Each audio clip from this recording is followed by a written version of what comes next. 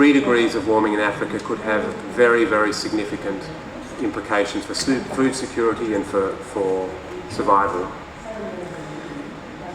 The global goal sets the level of global effort. The question then, another question then, is how do we share that effort fairly? If we're going to have a more ambitious global goal, who does the work? And here we've seen in the negotiations again very weak proposals by the Annex I countries in terms of the level of their mitigation ambition. So an example used by one of our Bolivian colleagues is if you're building a dam to hold back a flood, the first question is how high is the dam? The second question then is who brings the rocks to build the dam? The approach that the Annex I countries are proposing is you bring as many rocks as you like, but there's no guarantee then that the dam will be built to a level that will hold back the flood.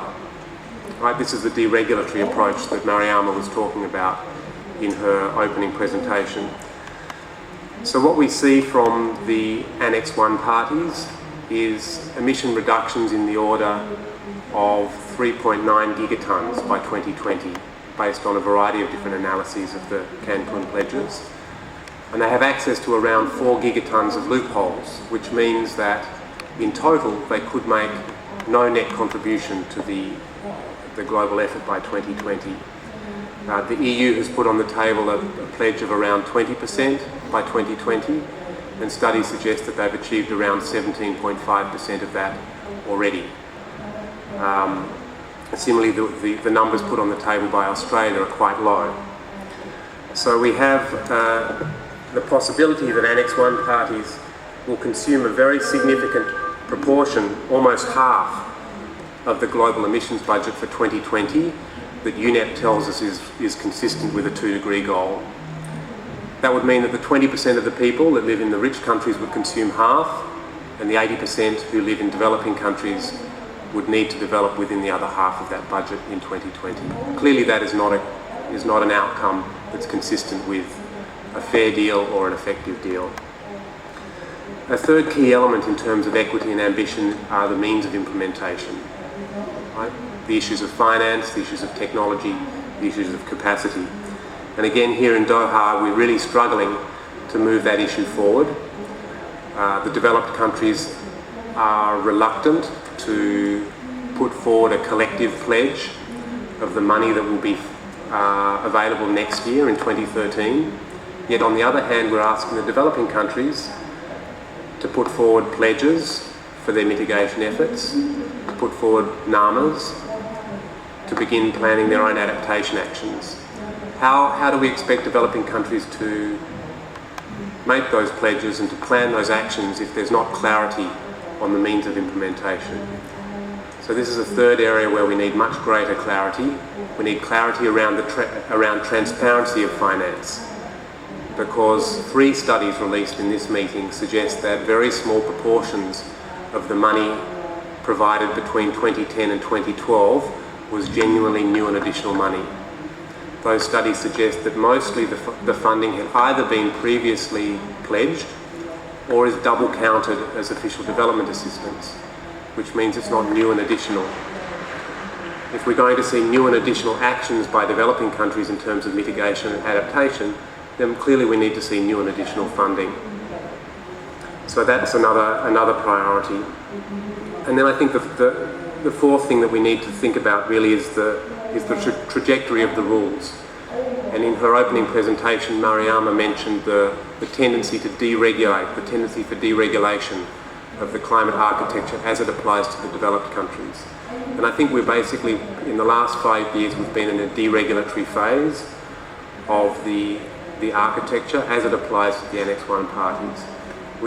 Initially, the idea, the logic of the negotiations was that we have the Kyoto Protocol, that we would try and bring up to the standard of the Kyoto Protocol the United States through comparable efforts, and that we would try and lift up towards those Annex I parties the other large emerging economies. In other words, there'd be a rising tide, and we'd lift the efforts of countries and we'd strengthen the rules. But what we see in practice actually is an effort by the Annex I countries to transition out of the Kyoto Protocol. Some of them are doing it now. Canada has formally withdrawn. Some of them are doing it by not putting forward a legally binding commitment in the second commitment period, such as Russia, Japan, possibly New Zealand. And some of them are putting forward very weak pledges, basically the other Annex I parties, and they intend to transition out of the Kyoto Protocol at the end of the second commitment period.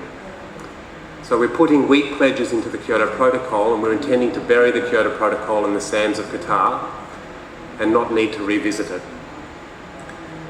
On the other hand, what we're doing is we're building a set of new rules under the AWG-LCA that are weaker than the Kyoto Protocol as they apply to the Annex I parties. Weaker in terms of compliance, right? We're not talking about a compliance mechanism, and we're even losing the reference to comparability of efforts that was very included in the Bali Action Plan. So we may well end up with a system of rules that's actually weaker than the system of rules we agreed in 1997 for the developed countries.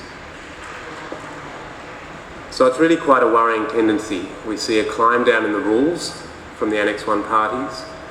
We see inadequate action on finance and on mitigation.